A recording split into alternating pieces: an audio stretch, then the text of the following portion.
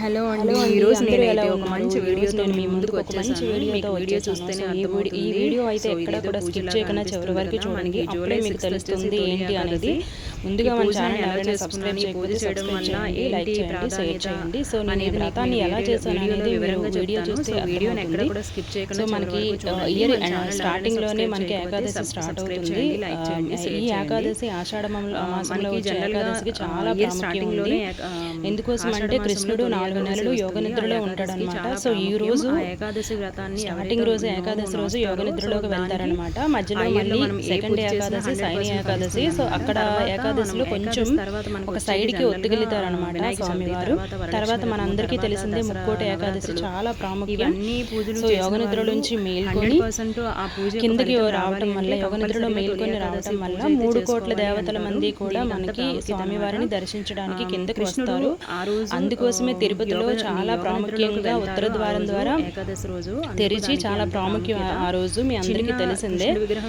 ఉత్తర ద్వారం గుండా 3 కోట్ల మంది దేవతలు వస్తారు కనుక ఆ ద్వారం ద్వారా వెళ్ళి స్వామివారిని దర్శించుకుంటే చాలా మంచిది అని అంటారు. అందుకోసమే ఈ 3 ఏకాదశులు, ఈ మూడిట్లో ఆషాఢ మాసంలో వచ్చే ఏకాదశికి చాలా ప్రాముఖ్యం ఉందని, చాలా ప్రాముఖ్యం ఉంది. ఎందుకంటే ఆషాఢ మాసంలో వచ్చే తొలి ఏకాదశి రోజు ఎవరైతే ఏకాదశి వ్రతం చేస్తారో సో వాళ్ళకి ఆ సంవత్సరం మొత్తం కూడా ఏ పూజ చేసినా ఫలిస్తుంది అనమాట. మామూలుగా అయితే మనం పూజలు చేసేస్తాం కానీ అవి నోటెడ్ అవ్వవు. జనరల్గా చిత్రగుప్తుడు నోము చేస్తారు కదా. చిత్రగుప్తుడు నోము చేసిన వాళ్ళు ఎవరికైనా కూడా చిత్రగుప్తుడు మనం ఏ పూజ చేసినా, వరలక్ష్మి వ్రతం కానీ, తర్వాత అమ్మవారి పూజలు ఏవైనా, వినాయకుడి వ్రతం కానీ ఏది చేసినా కూడా అతను నోట్ చేసుకుంటాడు. అలాగే ఇది కూడా ఏకాదశి, తొలి ఏకాదశి చేస్తే ఆ ఇయర్లో మనం ఏ పూజ చేసినా కూడా దానికి పూర్తి ఫలితం అయితే మనకు లభిస్తుంది. అందుకోసమే ఈ ఏకాదశికి అంత ప్రత్యేకము. సో ముందుగా నేనైతే జూలై 6th శనివారం పడింది కాబట్టి సో శనివారం తులసి అనేది కోసుకోవచ్చు కాబట్టి తులసి అయితే నేను వేసుకున్నాను. తులసి మాలలు అన్ని కట్ చేసుకొని నీట్గా మాలలు అయితే కట్టుకుని ఇలాగ స్వామివారికి అయితే అలంకరించాను. సో పెద్ద విగ్రహం అయితే ఉంది నా దగ్గర. జనరల్ గా పువ్వులు పెట్టి అలంకరించుకుంటాను అనమాట. దేవుడి మోడల్ అయితే పెట్టను, కానీ ఈ రోజు ఏకాదశి కాబట్టి సపరేట్ గా పూజిద్దామని చెప్పి ఇలాగా దేవుడి దగ్గర జనరల్ గా పూజ చేసేటప్పుడు నార్మల్ గా మంచిగా అలంకరించాను. నాకు లక్కీగా అలంకరించేటప్పుడు ముందుగా నేను అనుకున్నాను బట్టలు లేకుండా గీతం పాడతాను. తర్వాత ఇంట్లో శివలింగం ఉంది, దానికైతే రుద్రం చదువుకలైతే మిగిలిన చీరలు ఇంకా లక్కీగా అనుకోకుండా స్వామివారికి అయితే బాగా సెట్ అయింది. కింద పైన తర్వాత నాకున్న దాంట్లో ఒక హారం అయితే వేస్తాను, నెక్లెస్. దాని తర్వాత ఇలా తులసి మాల అయితే అలంకరించాను.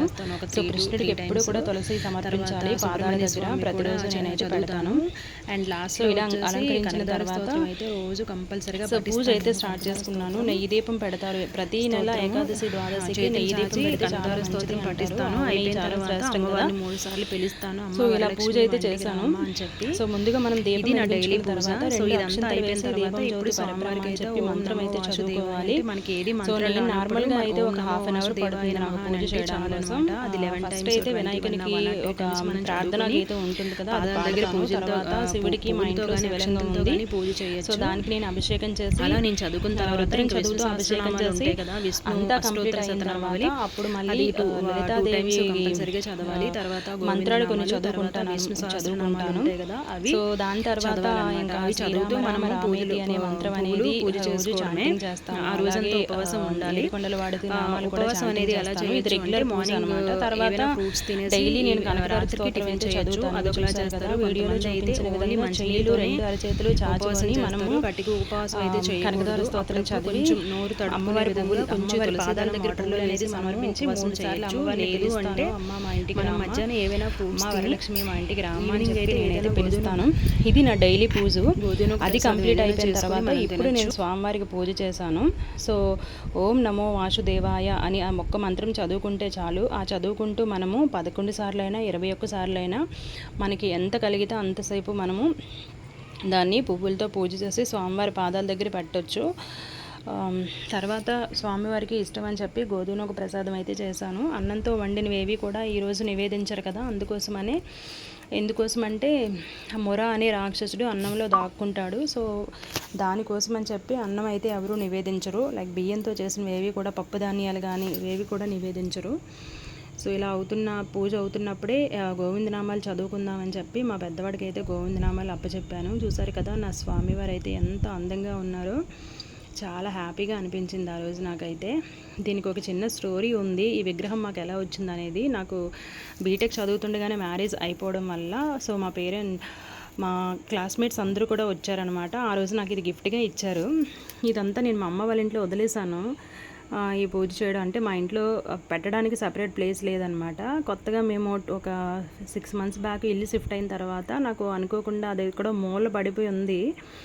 అందుకోసమని చెప్పి సో పూజ చేసుకుంటే బెటర్ కదా, చాలా మూలకి అయిపోయింది అని చెప్పి పాడైపోయింది బాగా, అది కొంచెం జంగు పట్టేసినట్టు అయిపోయింది. సో నేను దాన్ని తీసి నీట్గా శుభ్రం చేసి మా ఇంటికి తెచ్చుకొని ఒక కబోర్డ్లో పెట్టి రోజు అయితే పువ్వులతో అలంకరిస్తాను. ఇది అనమాట స్టోరీ. సో మార్నింగ్ నేను కాలేజీకి వెళ్ళటం వల్ల నాకు అంత టైం లేకపోవడం వల్ల ఉదయం అయితే తులసీదేవిని అయితే నేను పూజించలేకపోయాను. సో అందుకోసం ఈవినింగ్ వచ్చి ఇలాగా తులసి దగ్గర దీపం అయితే పెట్టాను, నెయ్యి దీపం. అందుకోసం తులసిని అయితే శుభ్రంగా కడిగి మంచిగా పసుపు రాసి బొట్లు పెట్టాను. చూసారు కదా, చిన్న బెల్లం ముక్కే నివేదించాను. చూసారు కదా, తులసికి అయితే పువ్వులు పెట్టి మంచిగా అలంకరించి అయితే చేశాను.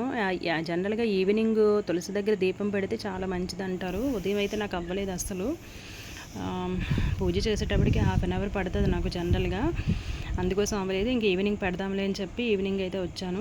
సో తర్వాత ఏకాదశి వ్రతం చేసిన వాళ్ళు కంపల్సరిగా కృష్ణుడి దేవాలయానికి కానీ లేదంటే వెంకటేశ్వర స్వామి దేవాలయానికి మాత్రం వెళ్ళి దర్శించుకోవాలి. అందుకోసమని దగ్గరలో మా ఇంటి దగ్గరలో కృష్ణుడి దేవాలయం ఉంటే వెళ్దామని చెప్పి రెడీ అయ్యాను. సో తులసికి పూజ చేసిన తర్వాత మళ్ళీ ఇంట్లో దీపం పెట్టాను. నార్మల్గా సింపుల్గానే పూజ చేసేసి విష్ణు అష్టోత్తర శతనామావళి ఉంటుంది కదా, అది 2 సార్లు చదివాను.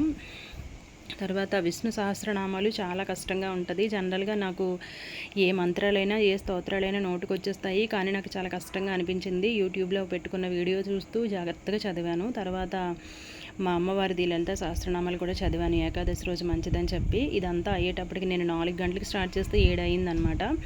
ఇంకా 7 గంటలకి టెంపుల్కి అయితే వెళ్ళాను. ఆల్మోస్ట్ టెంపుల్ అయితే ఇంకా క్లోజ్ చేసేస్తారు, ఎందుకంటే ఆ ఏరియాలోకి 7 తర్వాత ఎవరు రానని చెప్పారు. సో నేను గబగబా వెళ్ళి అలాగా కొబ్బరికాయ అయితే కొట్టిన తర్వాత పంతులు గారు అయితే బాగానే పూజ చేశారు. కొంచెం హ్యాపీగానే అనిపించింది. సో వెళ్ళి ఇచ్చిన తర్వాత చూడండి, మా చిన్నోడే ఇదంతా వీడియో తీశాడు. సో పూజ అయితే మంచిగా చేసుకున్నాను. సో పూజ అయిపోయిన తర్వాత రావి చెట్టు దగ్గర జనరల్గా నెయ్యి దీపం పెట్టాలి ఏకాదశి రోజు ఈవినింగ్. పెట్టి 21 times ప్రదక్షిణ చేసి అక్కడే కూర్చొని విష్ణు సహస్రనామాలు చదివి ఇంటికి వచ్చేస్తే కనుక, వెనక్కి తిరిగి చూడకుండా ఇంటికి వస్తే కనుక మనకి మనం ఏదనుకుంటే ఆ కోరిక అనేది తప్పక నెరవేరుతుంది అంటారు. బట్ అక్కడ తిరగడానికి నాకు అంత స్పేస్ లేదు. నేనైతే ఒక నెయ్యి దీపం పెట్టి దండం పెట్టుకొని ఇంకా టెంపుల్ నుంచి ఇంటికి అయితే తిరిగి వచ్చేసాను. ఇంటి దగ్గరే చదివాను. అక్కడ ఆల్మోస్ట్ చెప్పాను కదా మీకు ముందు, గుడి క్లోజ్ చేసే టైం అయిపోయిందని చెప్పి. ఇంకా మరుసటి రోజు అయితే ఇంకా కాలేజ్కి వెళ్ళే దారిలోనే మాకు వెంకటేశ్వర టెంపుల్ ఉండడం వల్ల అక్కడికి వెళ్ళి దర్శించుకొని ఇలా నా ద్వాదశి ఏకాదశి పూజను